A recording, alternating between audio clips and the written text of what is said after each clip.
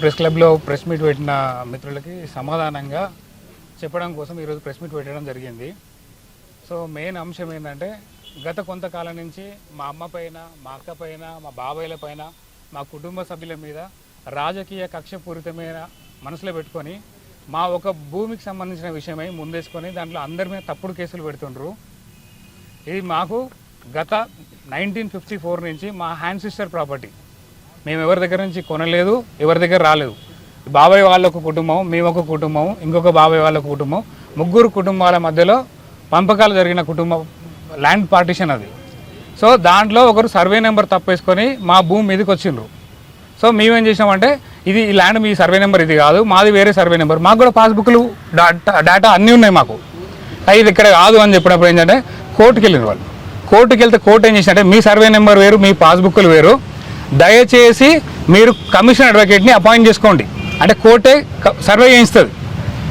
Court survey చేయిస్తే ఆ court survey చేసిన ఆ కమిషన్ అడ్వకేట్ని అపాయింట్ చేసి సర్వే చేస్తే ఆ సర్వే రిపోర్ట్లో ఏమొచ్చిందంటే ఇది 117 సర్వే నెంబర్ కాదు, ఇది 126 సర్వే నెంబర్ అని చెప్పేసి కోర్టు కమిషన్ అడ్వకేట్ ద్వారా రిపోర్ట్ ఇవ్వడం జరిగింది. దాన్ని బేస్ చేసుకొని డిస్ట్రిక్ట్ కోర్టు ఒక ఆర్డర్ సర్క్యులేట్ చేసింది. ఇది 117 సర్వే నెంబర్ కాదు, ఎవరైతే మీ మీద పిటిషన్ వేసిర్రో వాళ్ళు బౌండరీస్ కానీ సర్వే నెంబర్ కానీ ఏమీ మ్యాచ్ అవుతలేవు అని చెప్పేసి కోర్టు ఒక ఆర్డర్ ఇచ్చింది. వీళ్ళు ఈ పిటిషన్ క్యాన్సిల్ కానీ హైకోర్టుకి వెళ్ళిపోయినారు. హైకోర్టు కూడా ఏమని ఇచ్చిందంటే హైకోర్టు ఇది లోయర్ కోర్టులో plus commission advocate survey report ఏమి ఇచ్చిందో దాన్ని బేస్ చేసుకొని మేము ఈ పిటిషన్ మేము తీసుకుంటలేము, రిజెక్ట్ చేసినామని చెప్పినారు. నిన్న ఒక 10-15 మందిని తీసుకొచ్చి మీ ప్రెస్ క్లబ్లో కూర్చొని ఏ పేపర్ తీసుకోకుండా హైకోర్టు కాపీ ఇస్తున్నా, డిస్ట్రిక్ట్ కోర్టు కాపీ ఇస్తున్నా, దాంతోపాటు రజనీకర్ రెడ్డి అనే వ్యక్తి 2020 కోట్ల ల్యాండ్ కొన్నాడండి. 2020 కోట్ల ల్యాండ్ కొన్నాడు. ఈ 2020 కోట్ల ల్యాండ్ కొన్నాడు. ఇది నాకు కోర్టులో కేసు ఇచ్చిన రిజిస్ట్రేషన్ డాక్యుమెంట్ డేటు. ఇది మీరు ఎవరైనా గూగుల్ మ్యాప్స్లో పోతే వస్తుంది. ఈ గూగుల్ మ్యాప్లో ఉన్నది ఏంటంటే మా ల్యాండ్ స్ట్రక్చరు కాంపౌండు ఇంటి నెంబరు 2019లో వచ్చింది. చూసాను 2019లో రూమ్ ఉన్నది. 2021లో నేను ఓపెన్ ప్లాట్ అని రిజిస్ట్రేషన్ చేసుకోవడం జరిగింది. నేను ఇది పోలీసు వాళ్ళకి ఎక్స్ప్లెయిన్ చేసిన, సిపి గారికి ఎక్స్ప్లెయిన్ చేసిన, మా అమ్మ మా అక్క ఎక్స్ప్లెయిన్ చేసారు. ఇంకొకటి ఏంటంటే కేయూసీఏ గారు అతి దారుణంగా ప్రవర్తిస్తున్నారండి. మా అమ్మ మీద కేసు పెట్టిండ్రు, మా అక్క మీద కేసు పెట్టిండ్రు. High court order, district court order అన్ని పేపర్లు సబ్మిట్ చేసినా కానీ మళ్ళీ రమ్మని గంటలు కూర్చోబెడతారు. మాకు ఎమ్మెల్యే గారు డైరెక్ట్ ఎక్కడ థ్రెట్ చేయలేదు. ఎవరైతే కేయూసీఏ గారు ఉన్నారో కేయూసీఏ గారు ల్యాండ్ మీదకి వచ్చిన ల్యాండ్ గ్రాబర్ రజనీకర్ రెడ్డి ఉన్నాడో వాళ్ళిద్దరు మా కుటుంబ సభ్యులని ఎమ్మెల్యే గారి పేరు చెప్పి థ్రెట్ చేస్తున్నారు. ఓకేనండి. మా అక్కకి ఇంకొక చిన్న విషయం ఏంటంటే మా మీద 2024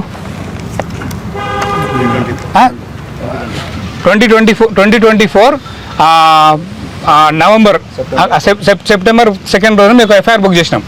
ఏమన్నా ఎఫ్ఐఆర్ బుక్ చేసినాం, మా కాంపౌండ్ హౌస్ రూమ్ ఉన్న హౌస్ గూలగొట్టిరు. ఇప్పుడు ఒకవేళ రూమ్ గూలగొట్టాలి అంటే గవర్నమెంట్లో ఉన్న వాళ్ళు కావచ్చు, ఎవరైనా కావచ్చు, కోర్టు నుంచి ఆర్డర్ తెచ్చో, మున్సిపాలిటీ నుంచి డిస్మాండల్ ఆర్డర్ తెచ్చో కూలగొట్టాలి. అంతేనండి న్యాయంగా? రాత్రిపూట వెళ్ళి కూలగొట్టిరంటే ఎవరు ల్యాండ్ గ్రాబర్లు? మా ఇంటి నెంబర్ క్యాన్సిల్ చేయాలి కదా, కరెంటు మీటర్ ఉన్నది కదా, ఇవన్నీ క్యాన్సిల్ చేయాలన్నా వద్దా? ఇవన్నీ క్యాన్సిల్ చేసి లీగల్గా మా హౌస్ నెంబర్ని కానీ మా ప్రాపర్టీని కానీ గూలగొట్టండి. మేము ఎప్పుడు అబ్జెక్షన్ చేయం, మేము ల్యాండ్ గ్రాబర్ అయితే. ఆ తర్వాత మేము 2వ తారీఖు మా కాంపౌండ్ గూలగొందని కేసు వేస్తే సిఏ గారు, కేయూసీఏ గారు 4వ తారీఖు ఒక కేసు పెట్టిరండి మా మీద. నేను, మా అమ్మ, మా అక్క, మా బాబయ్య ఇంకొక చనిపోయాక 4 సంవత్సరాల కింద చనిపోయినా మా మామయ్య కూడా వచ్చి కొట్టినట్టండి వాళ్ళని. I will provide the death certificate also. అయిపోయిన తర్వాత దాంట్లో 3 సాక్షులు ఉన్నారు. ఆ కంప్లైంట్లో ఉంటారు కదా సాక్షులు ఉన్నారు. సాక్షులు ఏంటి? వాళ్ళు పెట్టిన పిటిషన్ల సాక్షులు వినోద్, నరేంద్ర, రాకేష్ 3 సాక్షులు అండి. ఆ సాక్షులు కూడా నిన్న మా అమ్మ వాళ్ళతో అక్క వాళ్ళతో తప్పుడు కేసులు పెట్టారని చెప్పి మహిళా కమిషన్లో కంప్లైంట్ ఇస్తే ఆ 3 సాక్షులు మహిళా కమిషన్ ఎదురుగా ప్రొడ్యూస్ అయ్యి మేము అసలు అట్లాంటి ఇన్సిడెంట్ జరగలేదు, ఎవరు కొట్టలేదు, మమ్మల్ని సాక్షులుగా వాళ్ళ కంప్లైంట్లు ఎందుకు పెట్టిందో కూడా మాకు తెలియదు అని చెప్పారు. అంటే పోలీస్ వ్యవస్థ అనేది మాది కూలగొట్టిరు అంటే మా మీద తప్పుడు కేసులు పెడతారా అండి? కేయూసీఏ గారు నేను ఫోన్ చేస్తా, సార్ సైట్లో ఎవరో 10 మంది సీసీ కెమెరాలు కనబడుతుంది సార్ అంటే, సార్ రంజిత్ ఒకసారి అక్కడికి ఎవరైనా పోయి 100 డైల్ చేయమంటే మా సిస్టర్ ఉన్నదండి, మా అక్కయ్య ఉన్నది, మా అక్కయ్య అక్కడికి వెళ్ళి 100 డైల్ ఫోన్ చేయమంటారు సార్ అని ఫోన్ చేస్తా. కాల్ రికార్డ్స్ ఉన్నాయి నా దగ్గర. మా అక్కయ్యని పంపించాను, సీఏ గారికి ఇన్ఫార్మ్ చేసి మా అక్కయ్యని పంపించిన. మా అక్కయ్యని పంపిస్తే అక్కడికి వచ్చిన వాళ్ళు అబ్యూస్గా లాంగ్వేజ్ మాట్లాడతారు. ఒక ఆర్ఐ గారు ఇన్స్పెక్షన్కి వస్తే ఆర్ఐని క్వశ్చన్ చేయాలన్నా వద్దా? ఒక ఇంటి నెంబరు ఒక ప్రిమిసెస్ ఉన్న కాంపౌండ్కి వస్తే క్వశ్చన్ చేయాలన్నా వద్దండి? మీరే చెప్పండి. వితౌట్ నోటీస్ ఎందుకు వచ్చారని క్వశ్చన్ చేసారు. ఏం అబ్యూస్ లాంగ్వేజ్ లేదు. టోటల్ సీసీ ఫుటేజ్ ఉన్నాయి, కెమెరా ఉన్నాయి, రికార్డ్స్ ఉన్నాయి మొత్తం. మా అక్క పోయి అబ్యూస్ లాంగ్వేజ్ చేసిందని కంప్లైంట్ ఇస్తాను పోతే ఈ సీఏ గారు ఎస్ఐ గారు ఎవరు లేరని సాయంత్రం 5 గంటలకు రండి అని చెప్తారు. సాయంత్రం 5 గంటలకు పోలీస్ స్టేషన్ పోతే కంప్లైంట్ తీసుకోరు. మళ్ళీ నెక్స్ట్ డే మళ్ళీ 100 డైల్ ఫోన్ చేస్తుంది. ఫస్ట్ 100 డైల్ అక్కడ పోయి 100 డైల్ ఫోన్ చేసి సెకండ్ డే కూడా పోయి మళ్ళీ 100 డైల్ ఫోన్ చేస్తుంది. 100 డైల్ ఫోన్ చేసిన తర్వాత అప్పుడు పిటిషన్ తీసుకున్నారు. ఇప్పటివరకు ఎఫ్ఐఆర్ బుక్ చేయలేదు. కానీ మా అక్కని 100 డైల్ చేయమన్నది సీఏ గారే. 100 డైల్ చేసినాక జస్ట్ 1 అవర్లో మా అక్క పేరు మీద ఎఫ్ఐఆర్ బుక్ చేశారు. 100 డైల్ చేసిన ఆమె మీదనే ఎఫ్ఐఆర్ బుక్ చేశారు. ఇంకొకటి ఏంటంటే అక్కడ ఏం మాట్లాడిండ్రు పోలీసు వాళ్ళు, మా దగ్గర ప్రతి సాక్ష్యం ఉందండి. పోలీసు వాళ్ళ పరువు తీయొద్దని చెప్పి మేమేం చెప్పట్లేదు. పోలీసు వాళ్ళకి కామన్ మ్యాన్ మీద ట్రస్ట్ పోతుంది.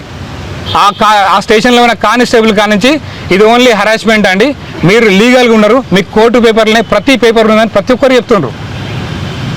మీ ఉన్నతాధికారులు ఏదైనా అవకాశం ఇస్తే ప్రతి సాక్ష్యం ఇస్తాం మేము. మా మీద తప్పుడు కేసు పెట్టిరని చెప్తారు కదా, ఆ తప్పుడు కేసు నిరూపిస్తాం. సాక్షులు ఇక్కడే ఉన్నారు 3. వాళ్ళు పెట్టిన పిటిషన్లో పిటిషనర్ రాసిండండి, కంప్లైంట్లో పిటిషనర్ రాసిండు వీళ్ళ 3 పేర్లు సాక్షులుగా. మా మీద తప్పుడు కేసు పెట్టమని చెప్పేసి పిటిషనర్ రాసిండు. నాతో ఉన్నారని చెప్పి నా దగ్గర వాళ్ళు చెప్తే నమ్ముతారని చెప్పేసి నన్ను ఇరికియడం కోసము నా తరఫున రాపించారు వీళ్ళతోని. సాక్షులు ఎక్కడన్నా వాళ్ళు పెట్టిన కంప్లైంట్లో ఉన్న పిటిషన్లు ఎవరైనా తప్పు చెప్తారా అండి? ఒకవేళ వీళ్ళు తప్పుడు సాక్ష్యం ఇంకొకటి ఇష్యూ దీనిలో తప్పుడు వినోద్ అనే అబ్బాయి తప్పుడు సాక్ష్యం చెప్పలేదని రెండో కేసులో మొన్న 100 డైల్ కాల్ చేసింది మా సిస్టరు. 100 డైల్ చేసిన కాల్లో వీడిని ఏమని పెట్టారు. మా అక్కని సైట్ మీద తీసుకుపోయినారు. మా అక్క వినోద్ తప్ప ఎవరు లేరు అక్కడ. మొత్తం సీసీ ఫుటేజ్ వాళ్ళు 10 మంది వచ్చిండ్రు. ఇంటి నెంబర్ అయితే మున్సిపల్ ఇంటి నెంబర్ క్యాన్సిల్ చేయాలి కానీ మా తప్పు అయితే మేము ల్యాండ్ గ్రాబర్ అయితే అర్ధరాత్రి గుల కొట్టినట్టు ల్యాండ్ గ్రాబరా మేము ల్యాండ్ గ్రాబరా?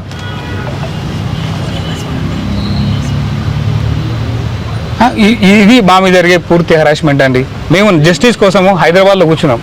ఇక్కడ మా కుటుంబాన్ని మమ్మల్ని నాయన్ రాజేందర్ రెడ్డి అనే వ్యక్తి ద్వారా చాలా థ్రెటనింగ్ కాల్స్ వస్తున్నాయండి. చాలా థ్రెటనింగ్ కాల్స్ వస్తున్నాయి. మా బాబాయ్ ఇంటికి పోయి బెదిరిస్తారు పోలీసు వాళ్ళు, మీ కొడుకు మీద తప్పు సాక్ష్యం చెప్పమని. మా కుటుంబ సభ్యులను కూడా హరాస్ చేస్తే ఎట్లా అండి? ఒకటి మన భారతదేశంలో రాజులు చంపుకున్నప్పుడు కూడా కుటుంబ సభ్యులను ఎవరు హింసించలేదండి, ఎవరు హింసించలే. మా అమ్మ మీద మా అక్క మీద కేసు పెట్టడం ఏందండి? చెప్పండి, మీరే న్యాయం చెప్పండి. 100 డైల్ ఏమన్నా సీఏకి ప్రొటెక్షన్ లేకపోతే సీఏ ప్లాన్ చేసి ఇరికిస్తే ఎవరు బాధ్యులు? సమాజంలో ఎవరికి చెప్పుకోవాలి? ప్రెస్ క్లబ్ పోతే అనొద్దు కానీ సరిగ్గా దాని టాపిక్ వదిలేయండి. న్యాయం ఎవరిని అడగాలి చెప్పండి? సీఏ గారే 100 డైల్ చేయమంటాడు. కాల్ రికార్డు ఉంది నా దగ్గర 100 డైల్ చేయమని. మీరు అక్కడ పోయి 100 డైల్ చేయమంటాడు. మరి సీఏ గారు అమ్మాయికి ప్రొటెక్షన్ ఇవ్వచ్చు కదా. ఫోన్ చేస్తే మీ సిస్టర్ ఎందుకు పోతాను, నేను పోతాను అని చెప్పొచ్చు కదా, మా స్టేషన్ నుంచి పోతా అని చెప్పొచ్చు కదా. అంటే ప్రీ ప్లాన్డ్గా మమ్మల్ని అక్కడ పంపించి కేసులు ఇరికిచ్చే ప్రయత్నము. మా అక్క ఈజే చదువుకున్న అమ్మాయి, కన్సల్టెన్సీ రన్ చేసుకుంటుంది, ఈ జిఆర్ఈ టోఫెల్ ట్రైనింగ్ ఇస్తుంది. ఆమె పరిస్థితే ఇదంటే చదువురాలన్న పరిస్థితి ఏంటండి? పోలీస్ స్టేషన్ వెళ్ళిన పరిస్థితి. రాజకీయాల విభేదాలు ఉండొచ్చండి. ఒకరు బీజేపీలో ఎరుగుతారు, ఒకరు టీఆర్ఎస్తో, కాంగ్రెస్ ఎరుగుతారు, రకరకాల పార్టీలు ఎరుగుతారు. రేపు పొద్దున వాళ్ళ అమ్మల్ని అక్కల మీద కేసులు పెట్టమని చెప్తారా అండి? ఎంతవరకు న్యాయం అండి? ఈ భూ తగాదా కేసులో పోలీసులు ఇన్వాల్వ్ కావద్దు అనేది చాలా స్పష్టంగా ఉంటుంది రాజ్యాంగం, చాలా స్పష్టంగా ఉందండి. కానీ పోలీసులు ఇన్వాల్వ్ అయినప్పుడు మీరు ఎందుకు ఉన్నత అధికారులని లాస్ట్ టైం ఉన్న పోలీస్ కమిషనర్ గారిని మేము 3 సార్లు కలిసినామండి. మా మదర్ వెళ్ళి కలిసింది. మా మదర్కి ఏం చెప్పినంటే, మీకున్న హైకోర్టు ఆర్డర్ ప్రకారం అమ్మ, మాకు ప్రస్తుతం ఉన్న మీకు సంబంధించిన ఫోన్ చేసిరమ్మా, ఎమ్మెల్యే గారు ఫోన్ చేసిండ్రు, కానీ మేము హైకోర్టు ఆర్డర్ ఎవరికైతే ఉందో మేము ప్రెసిడెంట్ ఆఫ్ ఇండియా చెప్పినా కానీ మేము హైకోర్టు ఆర్డర్ని గౌరవిస్తామమ్మా, మేము తప్పు ఏమని చెప్పినాం. కానీ ఉన్నతాధికారులు చాలా బాగున్నారండి. గ్రౌండ్లో ఉన్న సీఏ గారు మాత్రం ఆ పోస్టింగ్ కోసం కకృతి పడ్డాడో ఏం కకృతి పడుతుందో తెలియదు, కానీ చాలా హింసిస్తుందండి మా కుటుంబాన్ని. 1983లో 30 మందిని ఎకరం 3 గుంటలు కొన్నాం అక్కడ. ఆ తర్వాత 2018 తర్వాత ఏదైతే సెకండ్ టైం బీఆర్ఎస్ ప్రభుత్వం ఏర్పడిన తర్వాత రంజిత్ రెడ్డి అనే వ్యక్తి ఆ సైట్ మీద నేను అందుకే అంటానండి, గూగుల్ మ్యాప్స్ తీసుకొచ్చాను నేను. 30 మంది ఉన్నారో లేరో గూగుల్ మ్యాప్స్, నువ్వు ఎన్ని సంవత్సరాలు నీకు పోయినా కానీ గూగుల్ మ్యాప్స్లో ఇంటి నెంబర్ ఎప్పుడు వచ్చింది, ఏమొచ్చింది అని అన్నీ ఉంటాయండి. రెండోదంటే మా మీద కేసు వేసింది వాస్తవము, ఇది కమిషనర్ అడ్వకేట్ సర్వే రిపోర్టు, మేము సొంతంగా సర్వే చేయించుకోలేదు. కోర్టు ఏమని చెప్పిందంటే మీరు 2 పార్టీలు కలిపి సర్వే చేసుకోండి, ఇది ఎవరి ల్యాండ్, మీరు సర్వే నెంబర్ వేరు మీకు పాస్బుక్ వేరుంది, మీ సర్వే నెంబర్ వేరు మీకు పాస్బుక్ వేరుంది, మీ ఇద్దరి మధ్యలో వివాదం కరెక్ట్ కాదు, మీరు పోయి తేల్చుకోండి అని చెప్పింది. అప్పుడు ఒక అడ్వకేట్, ఒక ఫోటోగ్రాఫర్, ఒక వీడియోగ్రాఫర్, బోత్ పార్టీస్ 2 పార్టీల మధ్యలో సర్వే జరిగింది. సర్వే జరిగినాక డిస్ట్రిక్ట్ కోర్టు మా మీద వేసిన ఇంజక్షన్ ఆర్డర్ పిటిషన్ మొత్తం క్యాన్సిల్ చేసింది. తర్వాత హైకోర్టుకి వెళ్ళిండ్రు, హైకోర్టు కాపీ కూడా మీ చేతిలో ఉంది, మీరు చదువుకోండి సార్, ఓకేనా. సర్వే నెంబరే తప్పు కాదు, వాళ్ళు కావాలని మమ్మల్ని హెరాస్ చేయడం కోసం మాత్రమే చేస్తుండ్రు. ఒక వివాదం చెప్పినప్పుడు ఒక పేపర్ ఎవిడెన్స్ అనేది ఇంపార్టెంట్ కదండి. పేపర్ సాక్ష్యం కోర్టు అనేది ఎందుకున్నాండి, మేము 2017లో మా ప్రభుత్వం నడిచింది, మేము కోర్టుకి ఎందుకు పోతామండి, కోర్టు నుంచి ఎందుకు తీసుకొచ్చుకుంటామండి. ఓన్లీ సీఏ గారు తప్పించుకోవడం కోసం మాత్రమే నిన్న ప్రెస్ మీట్ పెట్టించిండు. మా నుంచి ఖచ్చితంగా చెప్తున్నాం, న్యాయం జరిగే వరకు పోడతాం. ఇక్కడ జరగకపోతే ఢిల్లీలో ప్రెసిడెంట్ ఇండియా ముందు కూర్చుంటాం. ఎందుకంటే తప్పుడు కేసులు పెట్టంటే మాకే సాక్ష్యాలు ఉన్నాయి. పోలీసులు మా దగ్గర మా కాల్ కాన్ఫరెన్స్లో ఒప్పుకున్నారు మిమ్మల్ని హెరాస్ చేస్తున్నారు అని. నా మీద సీఏ గారు రౌడీ షీట్ ఓపెన్ చేస్తారండి. దేనికి ఓపెన్ చేస్తారండి? మా అక్క మీద రౌడీ షీట్ ఓపెన్ చేస్తారు, దేనికి ఓపెన్ చేస్తారండి? నిన్న కూడా గంజాయి డ్రగ్స్ అంటారు. ఏదో నాకు రాజకీయాలంటే ఇంట్రెస్ట్ లేదండి. నేను ఓన్లీ టీఆర్ఎస్ సింపథైజర్ని, వినయ్ భాస్కర్ సింపథైజర్ని. ఈరోజు ఆయన సింపథైజర్ని, నేను ఇంకొక 10 సంవత్సరాల వరకు సింపథైజర్ని నేను. కానీ ఏ రోజు నేను పదవి అడగలేదు, పోస్ట్ అడగలేదు. నాకు పాలిటిక్స్ అంటే లీస్ట్ ఇంట్రెస్ట్. అయినా మమ్మల్ని వేటాడి వేధిస్తుండ్రు. ఖచ్చితంగా కోర్టు ఉంటుందండి, జస్టిస్ ఉంటుంది, హ్యూమన్ కమిషన్ రైట్స్ ఉంటుంది. సాక్షులను పట్టుకొని పోతా, ఖచ్చితంగా మేము పోరాడతాం. ఇప్పుడు మీ ఇంట్లో మీ ఆడవాళ్ళ మీద కేసు పెడితే ఎట్లా అండి?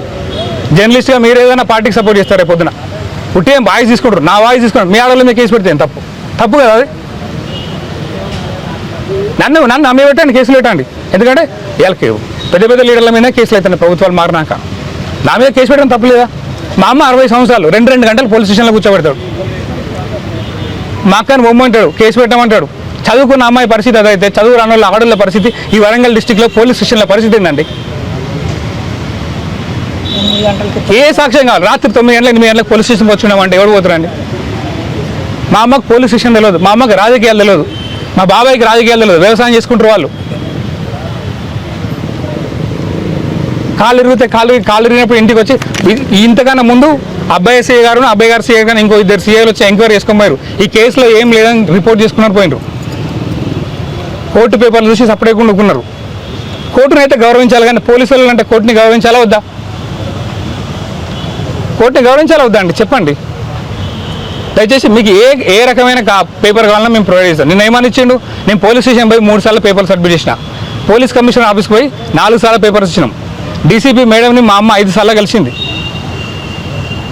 సీసీ కెమెరాలను చెక్ చేయండి. అన్ని స్టేషన్లో సీసీ కెమెరాలు ఉంటాయి కదండి. నేను కూడా వెళ్ళిన, మొత్తం ఎక్స్ప్లెయిన్ చేసిన, కోర్టు పేపర్లు ఇచ్చిన, పేపర్ కాగితాలు ఇచ్చినాం. మా బాబాయ్ వెళ్ళిండు, మా అక్క వెళ్ళింది పోలీస్ స్టేషన్కి. ఏం లేదు, హింసించడం అండి ఇది. సివిల్ తగాదాలో పోలీసు వాళ్ళు ఇన్వాల్వ్ అయ్యి హింసించడం. మా లాంటి చదువుకున్న వాళ్ళ పరిస్థితి, అవగాహన ఉన్న వాళ్ళ పరిస్థితి, ఆడోళ్ళ పరిస్థితి, కుటుంబాల పరిస్థితి ఇట్లుంటే అమాయకులు చదువు రానోళ్ళని నరకం చూపిస్తారండి వీళ్ళు. రంజిత్ గారు పూర్తిగా ఒకటే సమాధానం చెప్పండి, మీ మీద సిఐ గారికి ఏమైనా వ్యక్తిగతమైన ఏమి లేదండి. మరి ఎవరు చేస్తున్నారు దీని వెనుక ఎవరు ఉందనేది, రంజిత్ రెడ్డి మీద కేసు పెట్టాల్సిన అక్కర ఉన్నది, రంజిత్ రెడ్డిని టార్చర్ చేయాల్సిన అక్కర ఎవరికి ఉందనేది వరంగల్లో అందరికీ తెలుసండి. ఎవరికి ఉంది? రాజేందర్ రెడ్డి గారికి ఉన్నది, ఇంతకు మించి లేదు. రాజకీయ కక్ష అంతే. ఎందుకు అంటే అది స్పష్టంగా ఎట్లా చెప్పగలుగుతున్నా అంటే, సీఏ గారు ఎమ్మెల్యే గారికి మీ కొడుకు అరెస్ట్ చేసిండు, ఎమ్మెల్యే గారు ఎలక్షన్ అప్పుడు ఉల్టా పని చేసిండు, కాబట్టి మేము ఇదంతా చేస్తున్నామని సీఏ గారు మాత్రం స్పష్టంగా చెప్పిండ్రు. రెండోది ఏంటంటే, ఎవరైతే ల్యాండ్ గ్రాబర్ రజనీకాంత్ రెడ్డి చెప్పినా కదా మీకు, ఆ ల్యాండ్ గ్రాబర్ రజనీకాంత్ రెడ్డి కూడా అదే మాట చెప్పిండు, మీ ప్రభుత్వం పోయింది, మీది పోయింది, మా రాజ్యం ఇది, మేము ఏమన్నా చేస్తామన్నాడు. అదే మా దగ్గర కోర్టు పేపర్ ఉందని చెప్పినాం, కోర్టు పేపర్ ఉన్నా పని చేయదని చెప్పిండు. కోర్టు పేపర్ ఉన్నా పని చేయదు. 2021లో 2021 రిజిస్ట్రేషన్ తీసుకున్నారు. 2000 సంవత్సరానికి మా హౌస్ నెంబరు స్ట్రక్చర్ ఉన్న గూగుల్ మ్యాప్ మీరు ఎవరైనా గూగుల్లో కొట్టి చూసుకోవచ్చు. గూగుల్ మ్యాప్లో అయితే నేను మారవను కదా, నాకు మార్చేది ఉందండి. 2019లో ఓపెన్ ప్లాట్ అని ఎట్లా రిజిస్ట్రేషన్ చేసుకుంటారు, 2021లో ఓపెన్ ప్లాట్ అని ఎట్లా రిజిస్ట్రేషన్ చేసుకుంటారండి. వాడు ల్యాండ్ గ్రాబర్ కాదంట. నలుగురిని కూర్చోబెట్టి పెట్టంగానే నా మీ అభియోగాలు మొప్పంగానే మేము దుర్మార్గులం అయిపోతామండి. మా కుటుంబాన్ని చంపుదాం బెదిరిస్తారు. స్కూల్కి పోతే పిల్లల్ని ఫాలో అవుతుండ్రు, మెంటల్గా హరాస్ చేస్తారండి మమ్మల్ని. ఇదో ముఖ్యమంత్రి గారు కూడా చెప్తున్నా అండి, రాజకీయాలంటే మాలాంటి వాళ్ళను కార్యకర్తలు తీసుకోండి, ఆడోళ్ళని ఇన్వాల్వ్ చేసి హింసించొద్దండి ప్లీజ్. దయచేసి మీరు అందరూ కూడా సహకరించండి, ఏమనుకోకండి. ఆలస్యమైంది అనుకోకుండా ఇక్కడ రావడం జరిగిందండి. మేము పూర్తి సమాచారం, ఏ పేపర్ సమాచారం కావాలన్నా ఇప్పుడు అన్ని సెట్లు తీసుకొచ్చినాం. High court order copy, district court order copy అన్నీ ఇస్తాం, మీరు అందరూ దగ్గర పెట్టుకోండి. దయచేసి ఎవిడెన్స్ లేకుండా రాయకండి, ఎందుకంటే మా అక్క కూర్చుందని చెప్పి నేను కూర్చున్నానని వాళ్ళు డ్యామేజ్ అవుతారని పేపర్ నిన్న ప్రెస్ మీట్ పెట్టించి 10 మందితో రాపించారు. ఇవాళ ఈ ప్రెస్ మీట్ జరగకుండా సీఏ గారు బాగా ప్రయత్నం చేశారు, ఆ సమాచారం కూడా ఉంది మా దగ్గర. న్యాయం జరిగేవారికి పోరాడతామండి. మా అక్క మీద రౌడీ షీట్ ఓపెన్ చేసినా, నా మీద రౌడీ షీట్ ఓపెన్ చేసినా న్యాయం అనేది ఒకటి ఉంటుంది. మేము 10 మందికి సాయం చేసిన వాళ్ళమే కానీ 10 మందిని ఎవరిని అది చేయలే. ఓకేనా, థ్యాంక్ యూ వెరీ మచ్ అండి, థ్యాంక్ యూ అండి.